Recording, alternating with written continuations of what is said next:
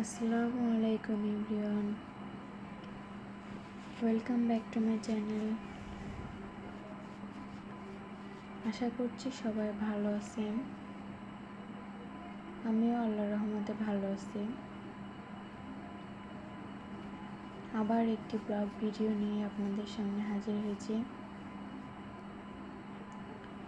সকালে নাস্তা করার পরে কিছু থালা বাসন জমেছিল, সেগুলোই পরিষ্কার করে নিলাম।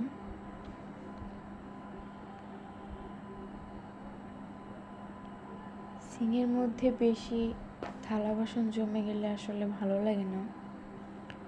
যখন এটা তখন করে ফেলাই খুব ভালো। তারপর মেয়ের জন্য একটু খিচুড়ি বসাবো, চাল ডাল এবং সবজি দিয়ে, পেঁয়াজ মরিচ হলুদ লবণ জিরা এগুলা দিয়ে আর কি খিচুড়িটা রান্না করে নিলাম।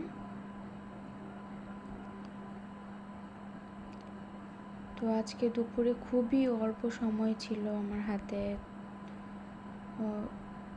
ছোট মাছ ছিল, সেটা বের করে আনলাম এবং ছোট মাছ পেঁয়াজ মরিচ এবং হালকা মশলা দিয়ে একটু চচ্চড়ি করে নিব।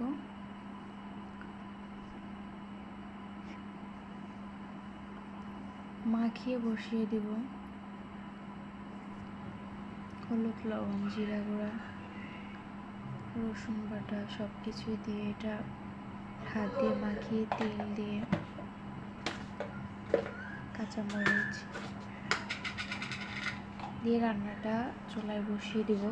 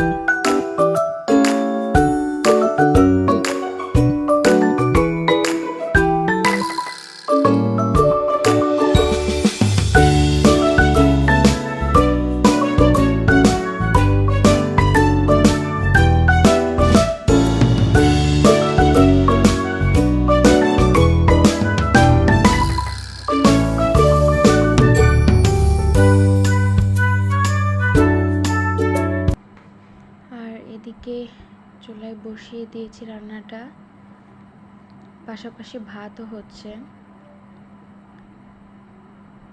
তারপরেই দুপুরে তো একটু কাজ বাজ থাকেই, কাপড় ধোয়া ঘর ঝাড়া মোছা, সেটাই করলাম।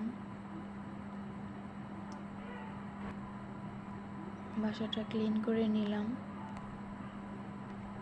এর মধ্যে মেয়েকে গোসল করিয়েছি, খাইয়েছি এবং সে ঘুম। এখন যতটুকু সময় পাই ততটুকু আর কি করার চেষ্টা করলাম। তারপর নিজে গোসল করে এখন নামাজে দাঁড়িয়েছি।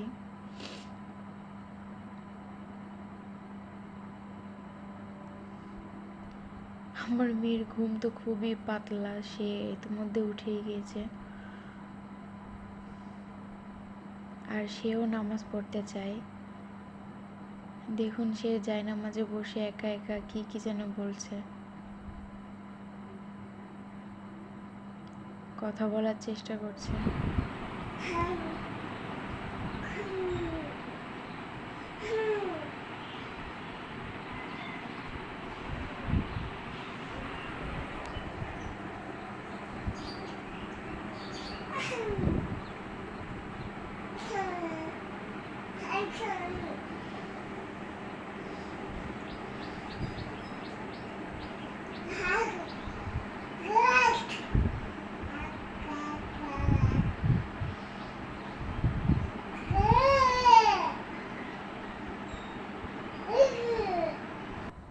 যাই হোক, ওর কথা আর আমরা কেউ বুঝবো না, এখন পরেই বুঝে নিব। এখন আটা বানিয়েছি, রুটি বানাবো। আমি এটা রাত্রে বানিয়ে রাখছি সকালের জন্য।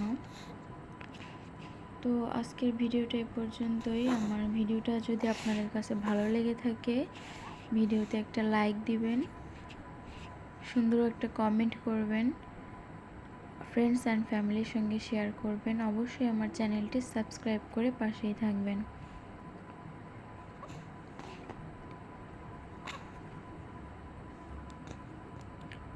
সবাই ভালো থাকবেন, সুস্থ থাকবেন, আমাদের সবার জন্য দোয়া করবেন।